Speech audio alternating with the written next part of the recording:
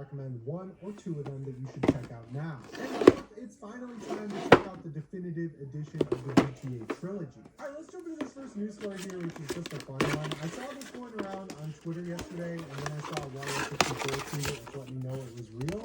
So there's this jewelry website called Helzberg, and right now you can get a free PS5 from them, and it looks like a disc edition of a PS5 Slim. All you have to do is spend $1,800 on jewelry.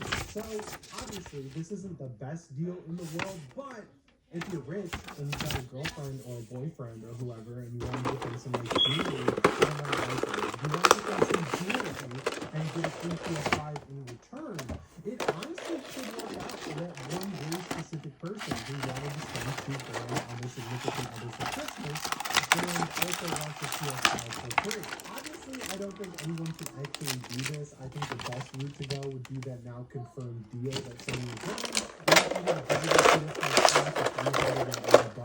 I said this in the last video, so if you didn't catch it, what I would do is buy the digital version and then pay the full price for the disc drive, because at that point you're paying $460, which is only $10 more than the MSRP of a PS5 Slim, but you're getting a disc drive as well. And if you're someone who doesn't have a lot of physical games, or you do most of your gaming through PS Plus Extra or Premium, you'd have the best deal ever if you just bought the digital model of the PS5 Slim for $380 and called it a day. This news story really sent me back to when no one could get a PS5 and I had just started the channel and I was doing news stories every week on new promotions or whatever that were running to get a PS5. The weirdest ones were through QVC, where people were like watching cable television, they were watching this specific channel, and then you'd have to wait for the PS5 to come up on offer and then call the number, and then you could potentially get a PS5. I knew a guy who was running a Discord bot, and he had a bunch of credit card numbers, and he would get PS5s, and then a box truck would show up and just collect them and just give him cash. Like, things were getting